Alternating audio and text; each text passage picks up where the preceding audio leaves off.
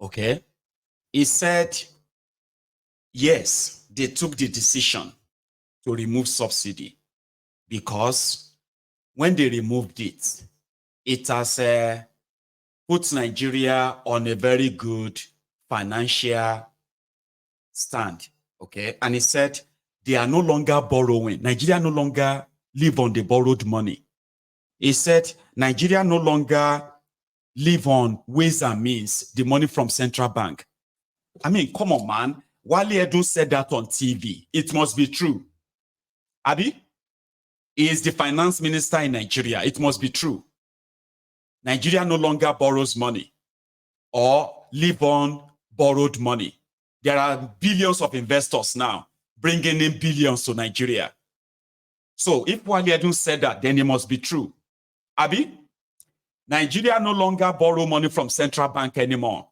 The printing of money. So if Wale Edun said that, it must be true. So is that not the symptoms of an unfortunate people? He's an elderly too. He's an old guy. Do you see why when people tell you to respect people because they are old, don't you think they are disrespecting you? If they ask you to respect people like that, people who look at you and possibly just assume you must be stupid to believe what he's saying, that the available facts contradict what he's saying, but he's comfortable there saying it anyway. Baba, without me saying anything, stay waiting this madman just talk now. Do you think that this guy deserves, or people like him deserve, any kind of respect at all from anybody? It's an insult. Now, here is the facts from the fiction that madman is saying. And this is why, when you listen to them, and then you are wondering, how come all these sweet things, all these good things they said, they are not happening, they are not working? Because if you pay attention, you must be stupid to believe what this guy says. You must actually be really, really slow. And that's okay. What is not okay is for you to be a slow person, a dull person, but still consider yourself intelligent. That is what is not okay. Now, here are the available facts, okay? Nigeria, number one, from their own report, Nigeria debt has jumped from 81 trillion to 91.7 trillion in the last 1 year. That is their own figure, but it's more than that. Tinubu has been reported to have borrowed over 20 trillion as we speak. Tinubu's government has printed over 20 trillion as we speak. Okay? And just last month, Kadobi's central bank said in their own report, Central Bank of Nigeria's report, Ways and Means, 9.7 trillion has been loaned to Tinubu in the last 7 months by the central bank. But Wale Edun was there on TV. And I hope the economists and all of you who are businessmen and women in Nigeria who possibly watches and listen to guys like this, you are seated there and you are watching that, and to you, do you not feel insulted? Like you are seated there, you are the people who run things, right? Whose businesses are suffering from all this, the cluelessness and the corruption of these criminals. And you are seated there and you are watching him. Do you not feel insulted? Do you not feel somebody who is a rogue, a criminal, insulting your intelligence there? Well, I think the workers must be right, in my own opinion. Today, excuse me. Okay, sorry. Tyler's life or something. Anyway, back to the streets. To the people in Kano. I think Kano and Kaduna. I put 2 clips together in this one I'm about to share now, okay? And this was what it is. This is what it was today. NLC strike in Kano and Kaduna, especially Kaduna Polytechnic. Now, what do you want to tell people that? You come down.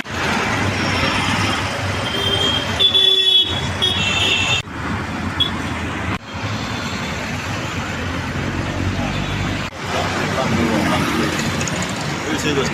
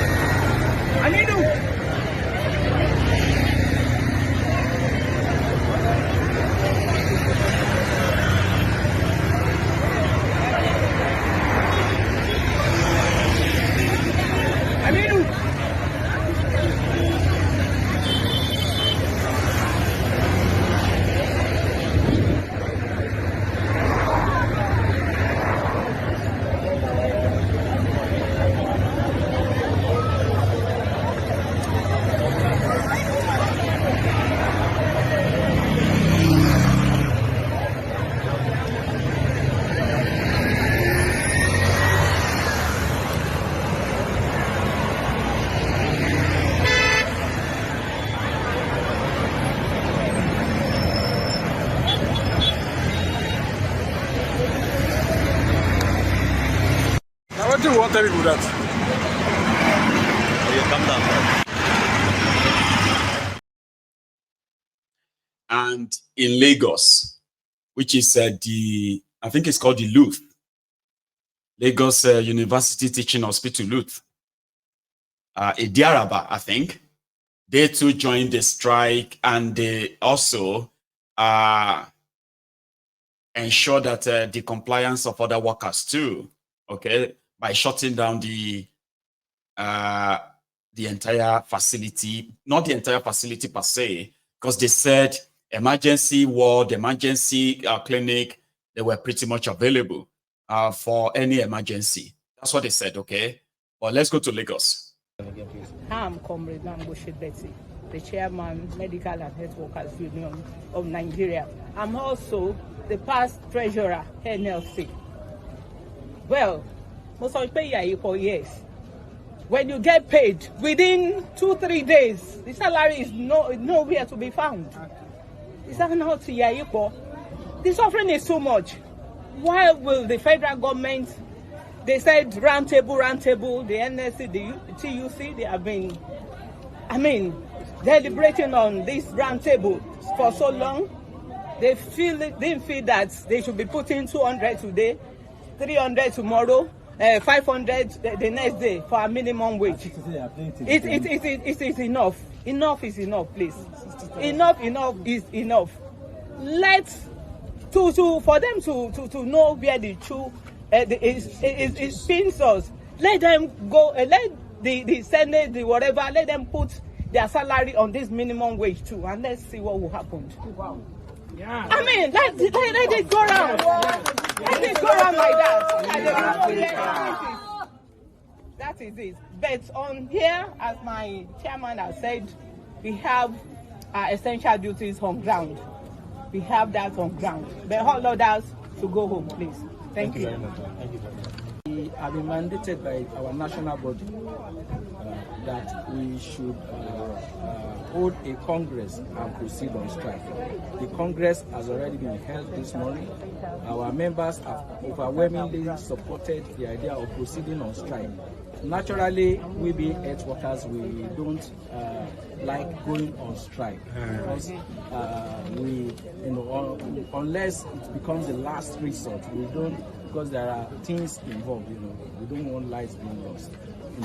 But at this juncture, we have no option but to follow the directive of our national body that we should proceed on strike. They are the ones that holds the certificate with which we assist. So if we fail to comply with their directive, they can as well dissolve the union at this level. So we have no option. And having considered the points that have been raised, the members of the union here in Lasu, they have agreed that it's a just cause that we should proceed on this strike. And there has been a high compliance rate. We've been going around and people have shown interest in proceeding with the strike. And many of the people are not even in their offices. So everything is proceeding progressively. Now, because we are very sensitive people here, we have provided modalities to offer emergency services. They are on ground. So in some other institutions, because we are getting reports from across the country, there has been total shutdown in some health facilities. But because we are considerate here, and because we have a very good rapport with the management of this hospital, so we have decided to give that concession that there should be skeletal services provided in emergency, and so that the Lagos State populace can always have something to resort to when their health is being challenged. So we have our emergency units have been exempted from participating in the strike. So, and I think that's a good one as far as proceeding with this strike is concerned. Princess Balogun, you are asking if the man speaking is hungry. So do you really think Ebim Pawao is new Wizkid hit song? It is the hit song or the sing song of those who have jobs. I mean, they have jobs. They are not supposed to be suffering or hungry. But when you see majority of them, sometimes you probably will tell them, hey, like, are you sure you are still working? Are you sure you still have a job? We have a job. They've not just paid us, and they are not paying us well, You see person where they sell fish. Yeleja fish. Saying that she cannot cook fish for her own children because of waiting fish they talk. They say, waiting fish they talk. Say this one. So you don't know waiting fish they talk. Hey, do you understand what fish is saying right now in the market? Skinny fish in so. That is the situation you have it to. What people are now saying now is that no be waiting you they sell, you they chop. Sometimes you just have to look away. And that's the situation. Or else, you have to eat your business, eat your profit, eat your capital, and at the end of the day, you have nothing to show for it. I mean, you have no business anymore. So yeah, if you see workers who look like they have job, but they look so, that is why those who are asking them to collect 60,000, thinking they love Nigeria, they don't want chaos. Wala mashele. Last, AB will push everybody to do what you actually would never imagine. It's just a matter of, I told you, it's a matter of time. We will get there. The difference between here and there is the T. And some people said the T. The genius said the T is time. So which means the difference between here and there is time. May them keep pushing now. You see somebody maybe labor leader, we they look hungry. It is say easy. Imagine how the followers are actually coping. And that's what Nigeria has become, ladies and gentlemen. So to this electricity workers, this is them joining the same. Watch.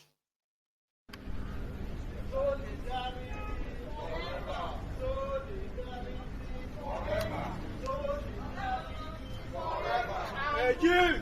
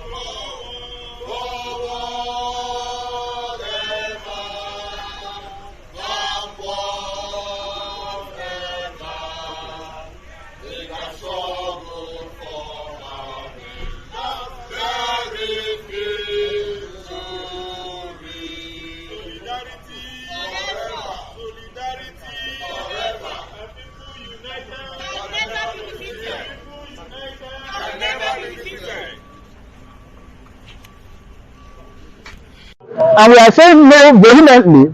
You are building a coastal road at the cost of $10 billion in a country where people are starving, in a country where hunger is the mainstay of the country now. People are dying of hunger. And we are building a coastal road, 15 trillion naira. We are renovating or building, finishing Vice President's house at 15 billion naira. We are building library, building park for our lawmakers who are already swimming in billions after we would have given them each 15 million naira to purchase their vehicles. And they want us to keep quiet in the face of this intimidation, deprivation. No, we can't do that. And I expect every reasonable and responsible Nigerian, whether you are law enforcement agent or whatever you are, to understand our pain. Our pain is that this country is not moving. And if we continue like this and keep quiet, they will kill us and go to the moon and live. Because they are gathering enough money that can take them to the moon, not even to out of the country. They have enough money to do that. So we won't allow that. And until they realize that all of us own this country, and collectively we should make it work, while everybody should be taken care of at a minimum, we are not going to back down. Solidarity forever.